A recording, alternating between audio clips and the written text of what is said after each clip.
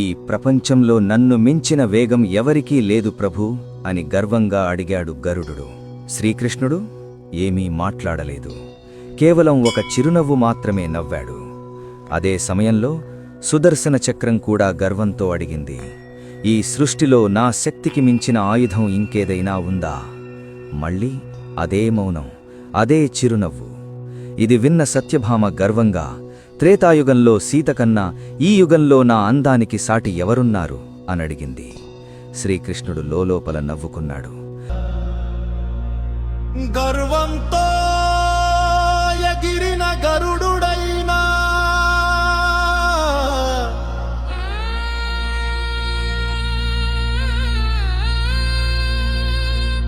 మౌనంతో నవ్విన కృష్ణుడే శక్తిని అడిగిన చక్రమైనా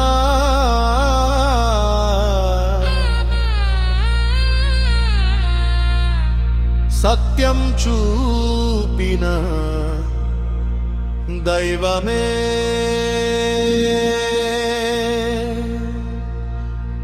అందం గర్వం అన్నీ కరిగే భక్తి ముందు క్షణంలోనే, భక్తి ఉన్న హృదయం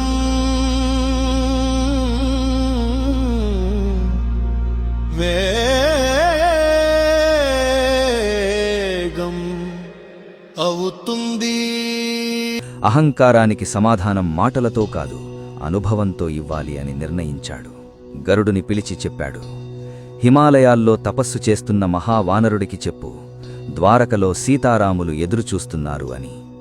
సుదర్శన చక్రానికి ఆజ్ఞ ఇచ్చాడు, ద్వారం దగ్గర కాపలా ఉండు, ఎవరినీ లోపలికి అనుమతించకు. సత్యభామకు చెప్పాడు, నీవు మహారాణిలా సిద్ధమవ్వు. హిమాలయాల్లో గరుడు గర్వంగా సందేశం చెప్పడం మొదలుపెట్టగానే ఒక్క క్షణంలో హనుమంతుడు అతనికంటే 1000 రెట్లు వేగంగా ద్వారకవైపు దూసుకెళ్లాడు.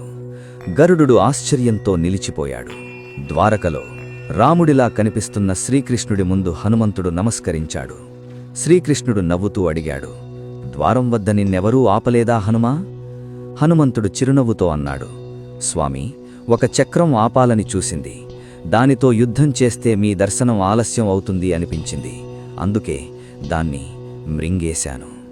అంతలో హనుమంతుడు సత్యభామ వైపు చూసి అడిగాడు, స్వామి, ఈ చెలికత్తె ఎవరు?